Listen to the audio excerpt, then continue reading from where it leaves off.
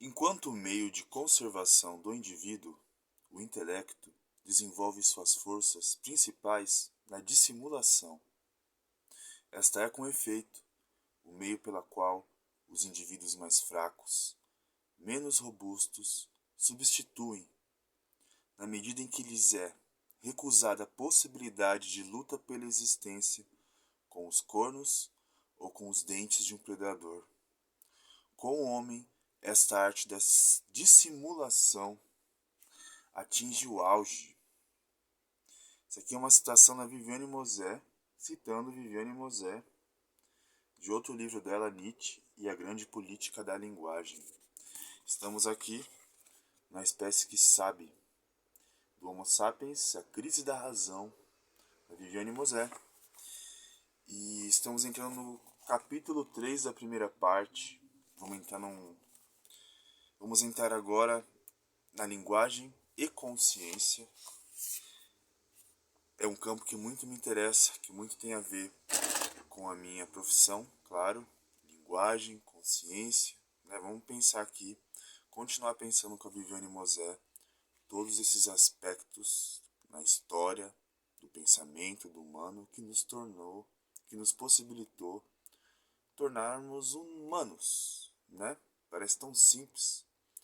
Não é simplesmente nascer, né? Não é simplesmente ter um cérebro, como muitos pensam. Tem muita coisa envolvida, como a gente tem visto. E vamos continuar aqui, na página 43. O ser humano é um ser gregário, e sua capacidade de convivência vem de uma necessidade, sem grandes atributos físicos. Frágil diante dos inúmeros desafios impostos por uma natureza exuberante, o ser humano encontrou a força de sua sobrevivência na vida em grupo. O ser humano só é possível ser humano também porque existe o outro.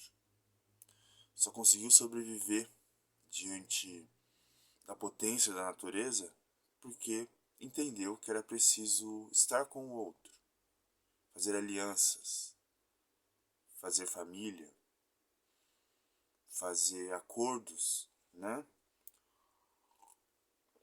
É o agrupamento, a reunião que torna possível a continuação da espécie.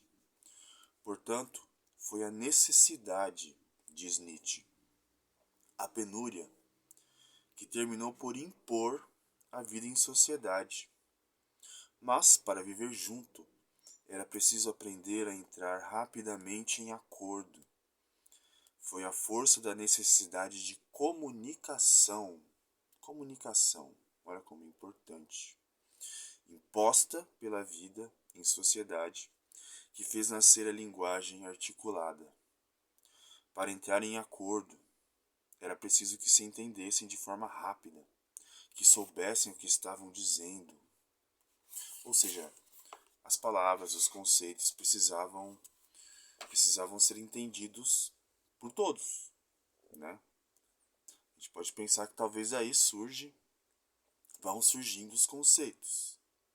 O que é isso, o que é aquilo, o que serve para quê, o que significa o quê. E claro, até hoje, mesmo com todo o desenvolvimento que a gente teve da linguagem, que a gente continua tendo, né? Ainda assim, há os mal entendidos, né?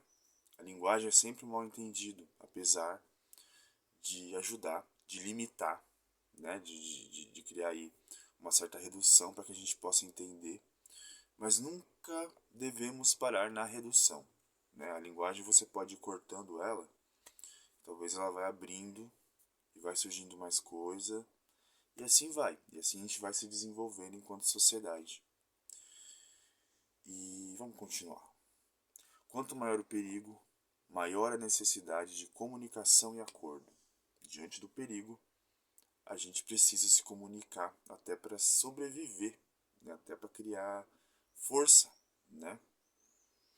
Entre todas as forças que até agora dispuseram do ser humano, a mais poderosa deve ter sido a fácil comunicabilidade da necessidade. Bem, vejam bem, né? Quando vocês, por exemplo, acho que hoje em dia nem tanto, porque a gente tem o Google Maps, né? Para quem, claro, tiver crédito no celular quando estiver na rua. Mas muitas vezes ainda a gente precisa, quando a gente está num lugar, quando a gente vai a primeira vez num lugar, né?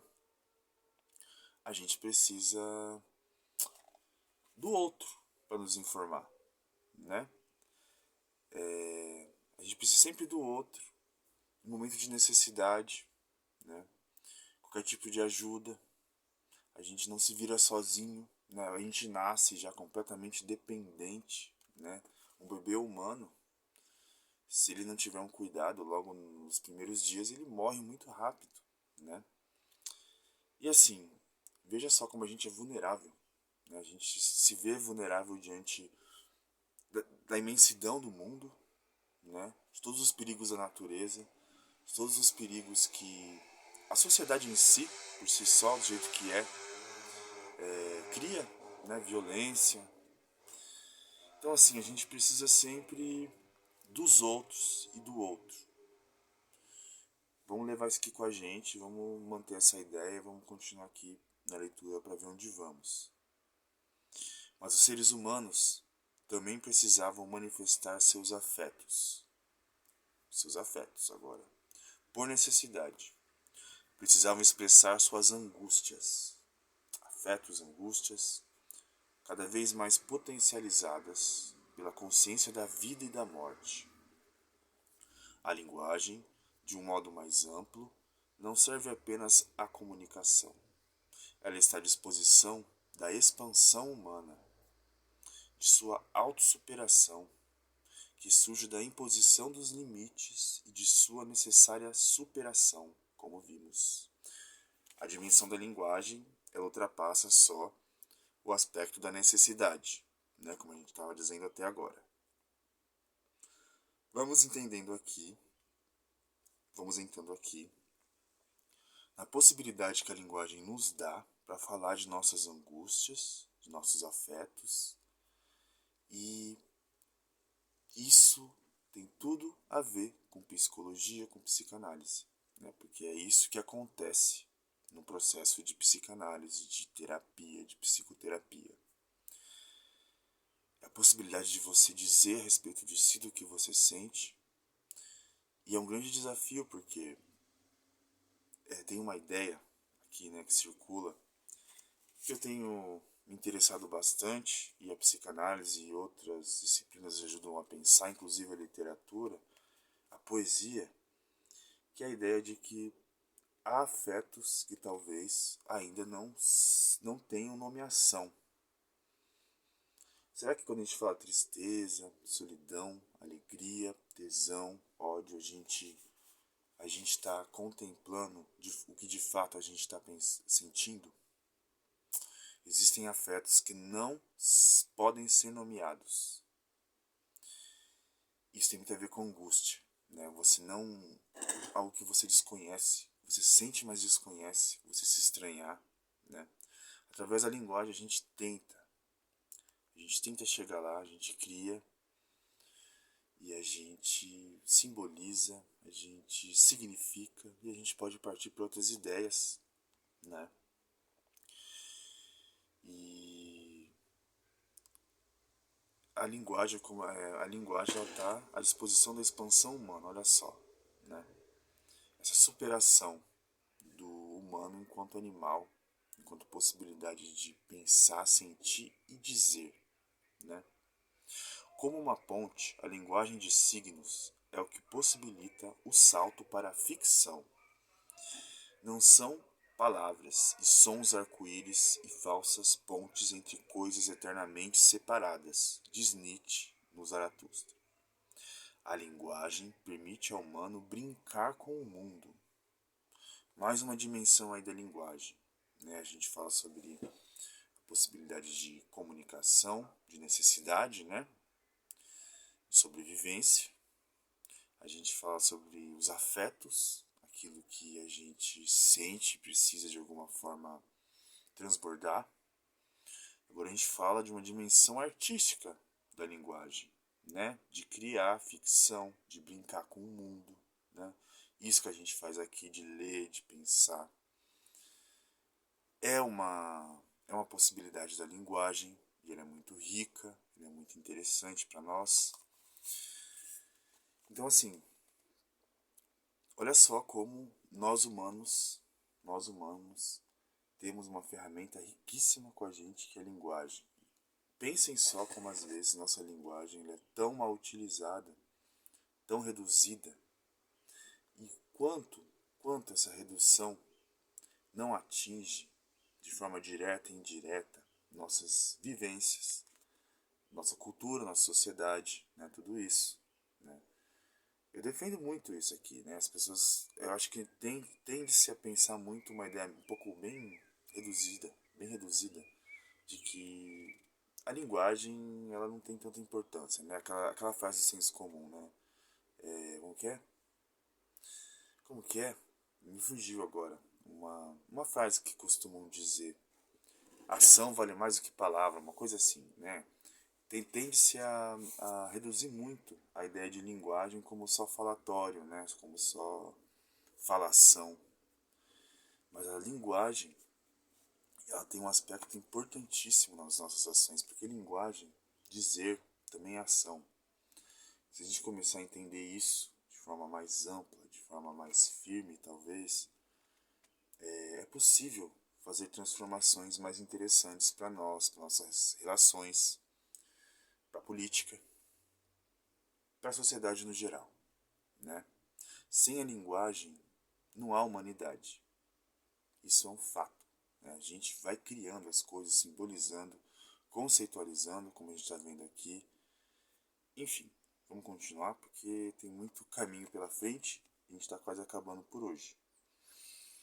A linguagem permite ao humano brincar com o mundo, se sobrepor a ele por meio da ficção. Ela não pode eliminar o abismo constitutivo que nos habita. Somos seres vinculados à vida por um fio tênue, que em algum momento se rompe, mas as palavras nos fazem dançar, fazem com que nos alegremos com elas. Isso é inegável, né? Isso é inegável. Pensem aí, né, como que a gente se alegra, como a gente dança, como a Viviane coloca aqui, com as palavras, seja lendo um livro, seja ouvindo uma música, seja ouvindo uma palestra, uma pregação, um sermão. Pensem bem. Falar é uma bela doidice. Com ela o homem dança sobre todas as coisas. Mas foi a busca por identidade e acordo, e não um movimento de superação de si, que, segundo Nietzsche, determinou os destinos da linguagem no Ocidente. No vídeo anterior eu terminei falando sobre a crítica do Nietzsche, sobre a negação da vida na sociedade ocidental, né? Mesmo aqui nós latinos-americanos, muito influenciados pelos colonizadores europeus, é inegável que esses aspectos estejam presentes na nossa subjetividade, mesmo enquanto latinos-americanos, que é essa negação da vida, né? A busca por identidade e acordo, aquele primeiro processo que a gente falou da linguagem, de sobrevivência, acabou se sobressaindo em cima dessa superação de si, né? Que daí a gente fala do aspecto da linguagem de criar, de dançar, de brincar, né?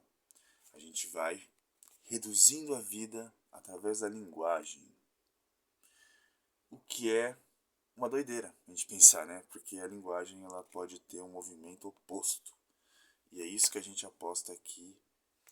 Eu acho que é isso que a Viviane também aposta. E vamos continuando aqui. Por hoje vamos encerrando.